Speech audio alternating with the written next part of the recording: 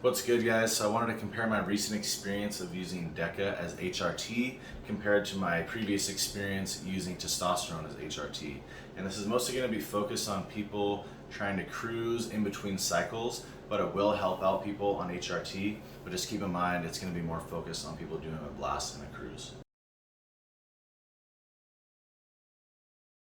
So right off the bat, my dosages were 200 milligrams of testosterone per week, and that was kind of my sweet spot. Anything above that, I would get side effects. And a comparable effect with the Deca was 330 milligrams per week.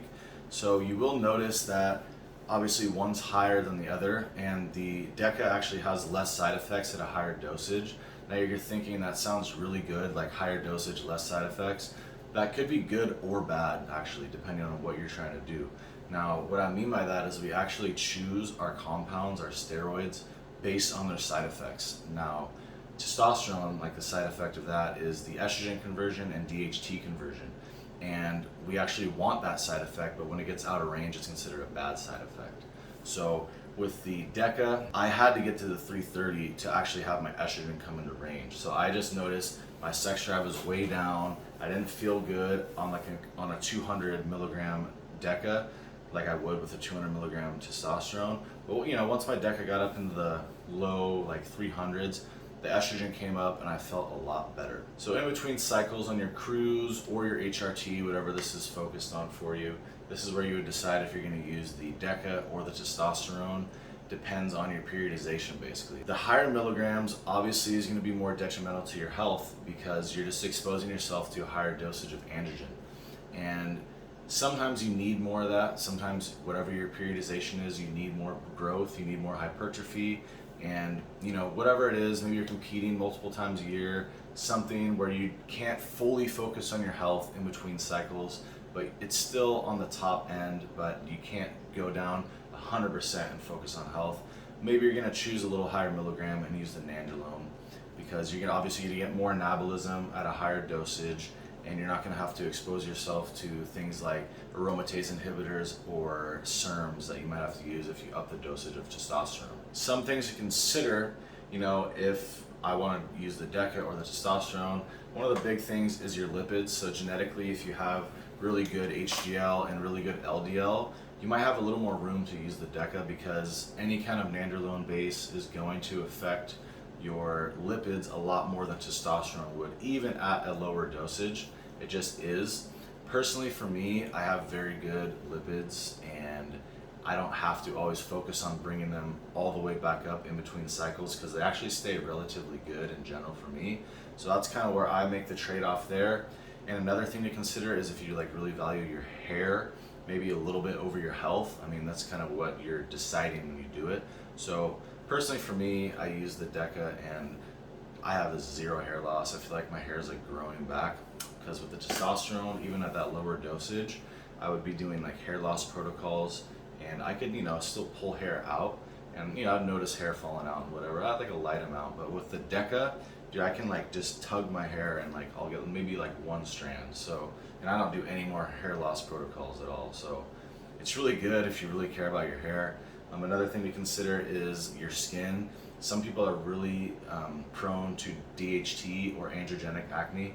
So I'm not. I'm actually sensitive to having low estrogen acne, which is pretty much the opposite of everybody else. So I won't even talk about that. But if a lot of people are sensitive to a high dose of testosterone causing DHT conversion in the skin, maybe give you some acne, or some other androgens that you use. Maybe you use some crazy shit like Durabolin or whatever, and stuff that was androgenic would cause you acne. Testosterone is pretty popular.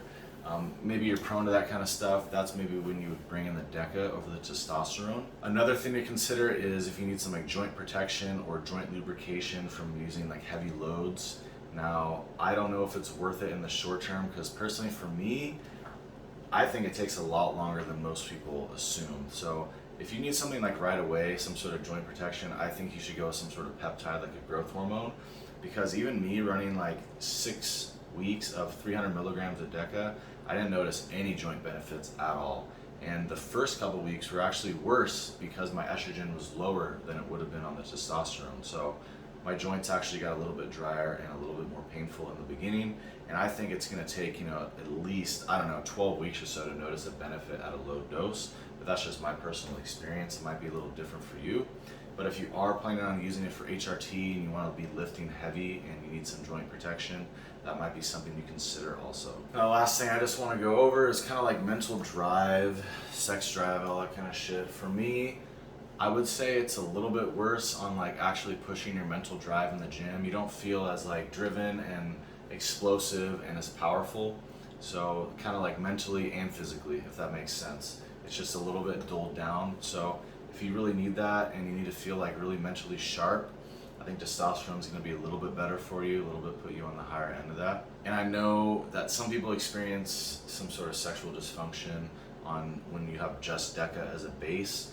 I didn't notice anything at all. My sex drive, it went down in the beginning because my estrogen was low, but once I got up my estrogen in range, I have like perfect sex drive and sex function. So I don't really see any issues in that regard, but that does come down on an individual basis. Some people just can't use any kind of nandrolone at all, unfortunately.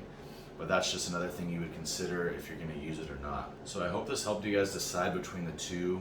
I know you're probably thinking, oh, I could just run my testosterone higher and throw down an aromatase inhibitor or a SERM.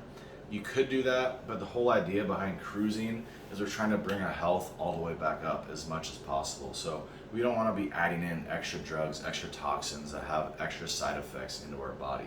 We're trying to bring our health back, and if you have a little bit of health to spend, then maybe you could look and shop around onto the Deca side and maybe just get a little extra anabolism for a little minus of health. That's really the way I'd look at it. Now, I do start my Deca only cycle this week.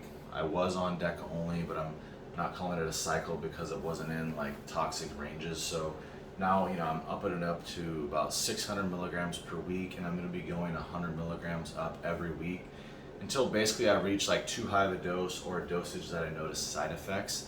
And I'm just going to keep reporting it back to you guys. So if you saw my last video that I made, I took my before photo, like little posing video, just to see what I look like before I start the Deca cycle. And I'm just going to cover all the side effects, or I know some people are like sketched out nowadays about using Deca only, and I covered that in the last video, so that shouldn't be a concern. But there obviously should be a dosage that I hit some weird side effects, and I'm going to see what that is, and I'm just going to report back to you guys and see if I get anything weird going on. So if that does interest you, you could subscribe to support me. I would appreciate that a lot. And thank you so much for watching the video, guys. Peace.